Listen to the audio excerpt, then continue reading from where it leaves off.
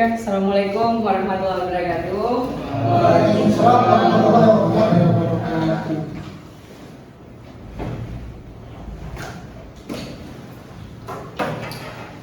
Oke, bagaimana nih? Semua hadir ya? Coba itu kamu maju kursi yang satu ini. Assalamualaikum warahmatullahi wabarakatuh. Waalaikumsalam warahmatullahi wabarakatuh. Apa kabar kalian semua hari ini? Alhamdulillah. Baik ya, Sri. Aman Sri hari ini? Sehat? Alhamdulillah sehat. Oke, Restu. Alhamdulillah sehat. Ya, kita sebagaimana oligarki dan civil society untuk mata kuliah kita etika politik Islam. Namun seperti biasanya sebelum kita mulai materinya, marilah sama-sama kita membacakan doa ya. Kali ini kita baca bersama, kita membuka perkuliahan kita pada hari ini dengan bersama-sama membacakan basmalah, kemudian kita lanjutkan dengan membaca Al-Fatihah ya, sebagai bentuk rasa syukur kita kepada Tuhan Yang Maha Esa. Kita meminta, kita memohon kepada Allah Subhanahu wa taala agar kita dibukakan kejernihan pikiran sehingga apa yang akan kita pelajari bersama akan baiklah, mari sama-sama kita membacakan basmalah, kemudian dilanjutkan dengan Al-Fatihah. Al-Fatihah mulai.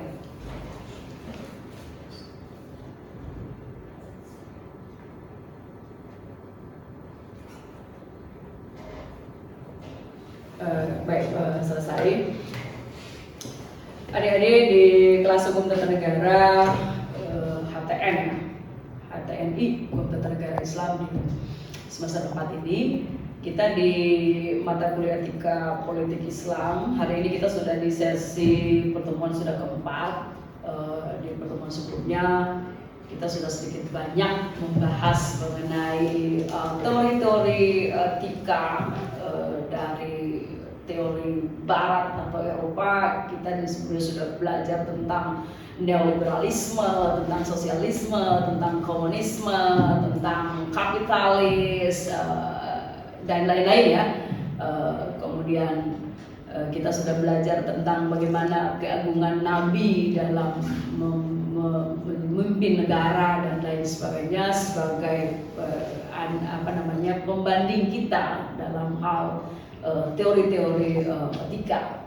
Kita sebelumnya sudah ada juga mengantar tentang filsafat etika ya, filsafat politik. Dan hari ini di sesi keempat ini, di pertemuan keempat kita di hari ini, kita akan belajar, kita bersama-sama akan mempelajari tentang ekologi dan ekologi oligarki dan civil society. Kenapa ini penting dan dia masuk dalam kajian etika politik Islam? Karena memang kita bicara mengenai ekologi itu, ekologi dalam hal ini adalah, kalau ekologi itu kita bicara tentang lingkungan ya, tentang lingkungan, tapi dalam kerangka etika politik Islam, maka kita bicara ekologi di sini adalah ekologi politik. Kenapa ekologi politik? Karena dalam konteks kebangsaan kita hari ini, kita tahu bersama apa problem-problem lingkungan hidup sekali dalam konteks kita lokal di sini, karena kita sebagai wilayah kepulauan, wilayah kita secara geografis Maluku Utara ini kan secara geografi kita ini kepulauan. Jadi karena kita kepulauan, antara daratan dan lautan kita ini lebih besar laut daripada daratan. Daratan kita yang sedikit ini sudah dikuasai oleh apa?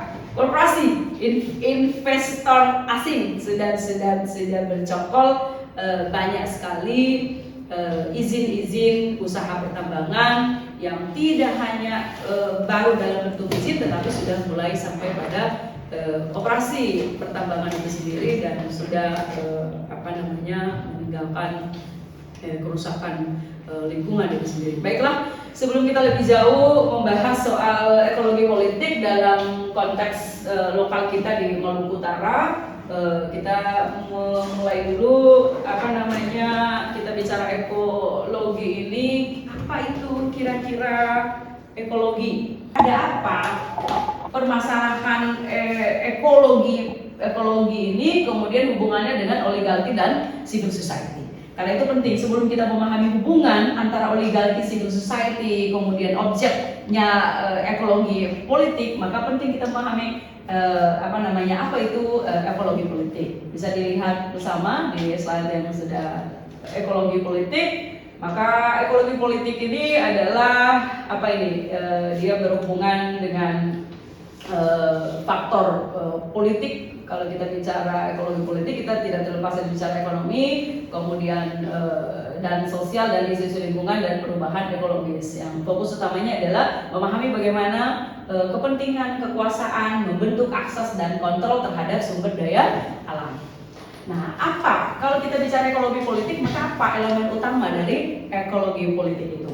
Ya, kalau bicara ekologi politik, maka elemennya diantaranya ada relasi kuasa. Ada yang namanya relasi kuasa. Relasi kuasanya adalah bagaimana kita ini menganalisis kekuatan politik, ekonomi dan sosial ini, kemudian membentuk penggunaan dan akses terhadap sumber daya alam. Nah, karena kita bicara tadi ekologi. Nah, kemudian yang berikut adalah selanjutnya elemen lain selain dari relasi kuasa dalam hal ekologi politik ini adalah ketimpangan ekologis. Kenapa ketimpangan ekologis? Karena kita bisa lihat dari penelitian distribusi manfaat dan beban lingkungan yang tidak merata di masyarakat ketika ekologi lingkungan hidup ini mengalami kerusakan. Kemudian yang ketiga, elemen ketiga dari ekologi politik ini adalah keadilan lingkungan, yaitu memperjuangkan distribusi yang adil atas akses dan kontrol terhadap sumber daya alam. Nah, itu yang bisa kita lihat. Kemudian oligarki, kita lihat ya, Ibu lanjut aja ya. Nah, nanti kita diskusikan nanti. Orang dari masyarakat atau apalah dalam hal ini misalnya itu termasuk negara dan lain sebagainya. Mereka adalah orang-orang atau keluarga atau kelompok yang saling berhubungan untuk mengontrol dan menentukan kebijakan publik. Nah, itu adalah oligarki. Nah, seperti apa itu oligarki kita atau oligarki di Indonesia? Nah, karakteristik oligarki Indonesia kalau kita tarik dalam konteks keindonesiaan kita, apa saja karakteristiknya? Di antaranya adalah fusi kekuatan politik ekonomi, yaitu penggabungan kekuatan politik birokrasi dan kekuatan ekonomi. Jadi itu bisa dilihat dari secara struktural itu jelas. Kemudian kapitalisme kroni, yaitu keberhasilan bisnis bergantung pada kedekatan dengan kekuasaan politik. Lalu sifat ekstraktif, memanfaatkan sumber daya alam secara berlebihan tanpa memperhatikan keberlanjutan. Nanti akan lebih jelas lagi, kita lanjutkan ke slide berikut. Nah, kita lihat misalnya ada data empiris ini dari The Economist, itu di tahun 2016 Indonesia adalah peringkat ke-7 dalam kroni kapitalisme index. Ini bisa dilihat peringkat itu 2012. Kalau sekarang bukan turun ya, pasti lebih naik. Tapi saya baru dapat data yang 2016. Kemudian berikut ada juga data dari KPK di 2017, itu 70% kepala daerah ini didukung pendanaan kampanye misalnya itu oleh korporasi yang berbasis pada sumber daya alam. Bisa jadi, apalagi kita di Maluku Utara punya banyak sekali korporasi sumber daya alam itu sendiri, pertambangan, emas dan lain sebagainya. Nah, contoh konkret lain di Indonesia dari oligarki ini adalah sektor perkebunan sawit. Beberapa grup itu menguasai jutaan hektar. Kemudian pertambangan, izin-izin tambang yang tidak prosedural. Kemudian energi, ini ada oligopoli, PLTU dan PLTU, ketergantungan pada batu bara. Kemudian politik elektoral, yaitu pendanaan kampanye oleh korporasi sumber daya. Jadi tadi korporasi, kita bicara korporasi dalam konteks keindonesiaan, ini dia yang kita dapatkan. Jadi karakteristiknya sudah tidak jauh berbeda dengan oligarki. Apa itu oligarki dan seperti apa oligarki? Maka kita menemukan kalau kita kontekskan teori oligarki itu dalam konteks keindonesiaan kita, maka ada bahwa oligarki itu adalah di Indonesia itu jelas sama, tidak berbeda dengan teori oligarki sendiri. Dan kita kembali melihat data empirisnya itu kita temukan bagaimana sangat kuat peran oligarki itu yang kemudian bisa dibilang terlibat atau menjadi berperan yang termasuk juga untuk memudahkan para korporasi yang lebih menguntungkan korporasi itu sendiri daripada negara kita. Nah berikutnya kalau tadi kita untuk oligarkinya, sekarang kita masuk pada civil society, yaitu kelompok organisasi non pemerintah dan non bisnis yang bertindak secara kolektif untuk menyuarakan kepentingan, nilai-nilai dan tujuan mereka dalam urusan publik. Nah mereka berfungsi sebagai pengawas dan penyeimbang kekuatan negara dan pasar. Nah itu kalau civil society. Apa saja peran atau fungsi dari civil society dalam tata kelola lingkungan hidup? Di antaranya civil society itu salah satu perannya adalah advokasi. Nah termasuk kalau civil society termasuk semua kan, semua lapisan masyarakat yaitu memperjuangkan kebijakan lingkungan yang berkelanjutan dan berkeadilan. Kemudian peran lain, lalu dia juga sebagai pemberdaya, itu melakukan pemberdayaan, membangun kapasitas komunitas dan untuk menjaga sumber daya alam. Lalu juga berperan sebagai inovator, yaitu menciptakan solusi alternatif untuk mengatasi krisis lingkungan. Oke, ini kalau kita melihat civil society dari peran dan fungsinya. Nah, bisa dilihat karakteristik civil society. Yang lain adalah independen dari pengaruh negara dan pasar, kemudian partisipatif, dia bersifat partisipatif dan yaitu melibatkan masyarakat luas, kemudian transparan dalam tata kelola dan pendanaan dan lain seperti itu. Selanjutnya kita masuk ke oligarki dan kerusakan lingkungan di Indonesia. Nah ini ada, coba kita lihat hubungan kuasa dan kerusakan ekologi. Yang pertama, oligarki di Indonesia ini memiliki pengaruh besar terhadap eksploitasi sumber daya alam yang tidak berkelanjutan, terutama melalui penguasaan sektor ekstraktif dan perkebunan skala besar. Nah, kita tidak usah jauh-jauh kita memotret Indonesia yang lebih besar ya. Kita lihat saja di daerah kita secara lokal di Maluku Utara ini bagaimana tindakan atau manifestasi oligarki ini dalam kerusakan ekologi. Ya, dia menjadi bagian dari pengerusakan terhadap lingkungan kita, lingkungan hidup kita di Maluku Utara. Nusa Halmahera mineral, apa dia? Emas. Ya, Nusa Halmahera mineral itu lumayan besar sekali wilayah kaplinannya, dan dia ada masih dari zaman sebelum Omnibus Law, dia masih zamannya kontrak karya melalui undang-undang penanaman modal asing yang nanti berkembang terus sampai lahir dari Undang-Undang Nomor 1 Tahun 19 berapa itu 67 ya, kemudian direvisi ke Undang-Undang Nomor 25 Tahun 2007 misalnya.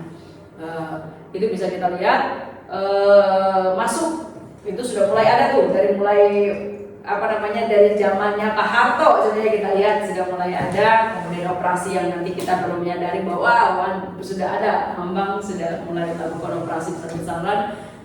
Nanti kita lihat di masa reformasi.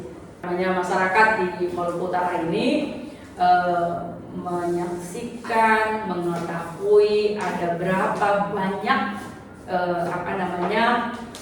kerusakan lingkungan hidup, kerusakan lingkungan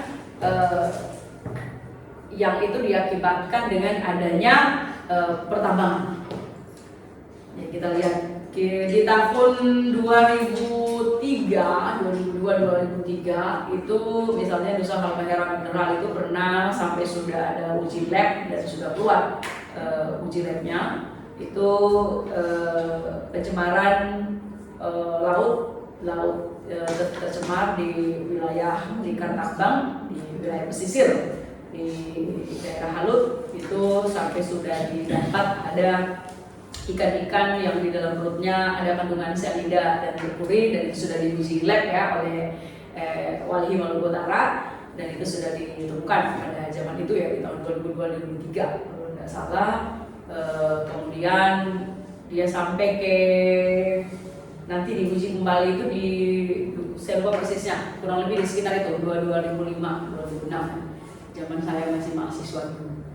Nah, jadi seperti itu.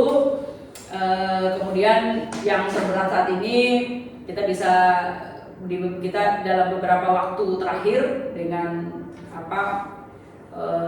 cuaca alam kita yang beberapa waktu terakhir ini hujan terus menerus yang berakibatkan kita lihat banyak sekali terjadi banjir termasuk di wilayah pertambangan di Halmahera Tengah, di Wedah, di mana operasi tambang Iwip sangat nikel. Nah, karena itu ada satu sungai yang terkenal di masyarakat lokal di Wedah maupun kita di Maluku Utara, yaitu Koki Maruru yang dulunya begitu jernih.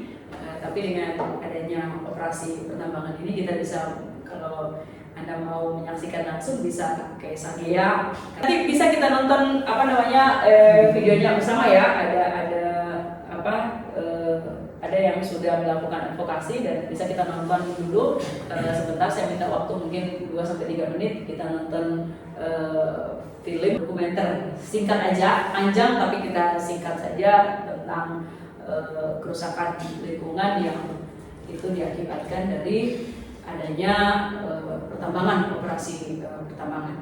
Bisa coba teman-teman pasti bukan sudah sangat tahu ya permasalahan lingkungan kita di Maluku Utara ini, terutama di areal-areal operasi perusahaan pertambangan, emas dan lain sebagainya. Yang terbaru kita di Maluku Utara ini yaitu di wilayah Halmahera Tengah, di mana tempat bercokolnya Wedah Nikel Iwip di Halmahera Tengah, tempatnya di Kabupaten Halmahera Tengah yaitu di Wedah.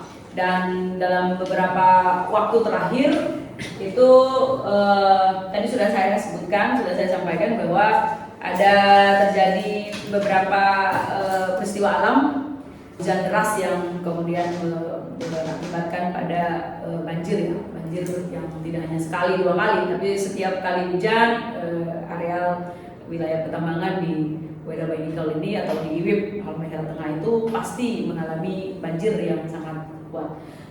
Ini bisa kita lihat di saya mau putar ini dulu film dokumenternya. Kita lihat seberapa parah kerusakan lingkungan yang terjadi di Maluku Utara. Yang saya ambil ini khusus di wilayah operasi Iwip yang ada di Halmahera Tengah. Mari kita nonton sama-sama dulu ya.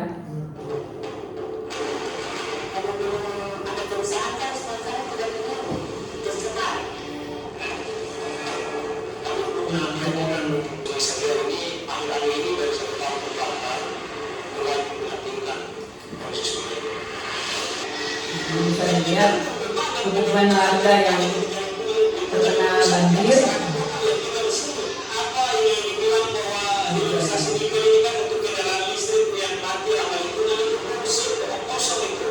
Sungai Sagea yang sebelumnya itu begitu jernih, dan tadi kalau yang belum pernah ke sana kalian bisa lihat sendiri bagaimana